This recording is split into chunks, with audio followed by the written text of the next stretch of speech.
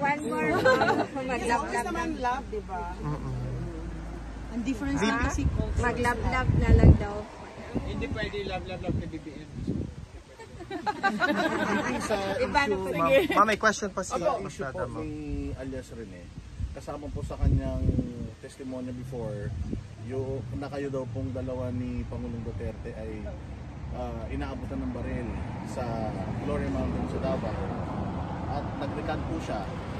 Kayo po ba ay mananawagan sa mga taga-Senado at mga kaalyado natin sa Senado na maimbestigahan yung recantation na yun ni alias Rene? Para ma-clear po yung definitely. Kung hindi lang panawagan para maimbestigahan. Kung kailangan mag-file ng kaso sa mga nagpilit na mag-present ng witness na hindi makatotohanan ang sinabi, ay dapat mag-file ng kaso. Kayo po ma'am, since kayo po yung subject doon sa isa pa sa mga subject nung pagsisinungaling niya, gusto nyo rin po bang mag-file ng reklamo doon sa alias Rene? No, ang daming, sa totoo lang, kung gusto ko lang mag-file, ang dami ko nang na-filean ng kaso dahil ang dami ko ng causes of action sa totoo lang under Philippine laws.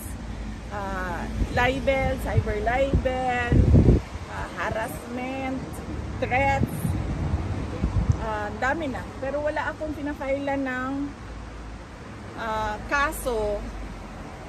Bakit? Kasi paniwala ko, pag ikaw ay nakaupo dyan bilang Vice President, ay kahit sino pa yan, mangyayari talaga yan sa iyo dahil mainit, matindi, madumi ang politika sa Pilipinas eh. So, mangyayari yan sa iyo. So, kung every time merong cause of action, tulad yan, kunwari merong cause of action dyan, mag-file ako ng kaso, maubos ang oras ko. Yes, 1,000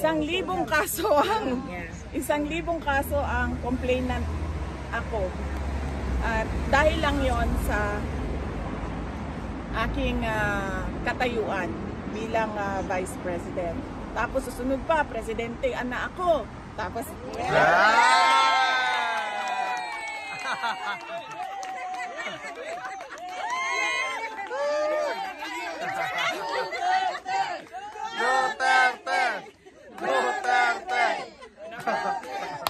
pinapatawa ko lang kayo kasi alam ko pagod kayo sa biyahe.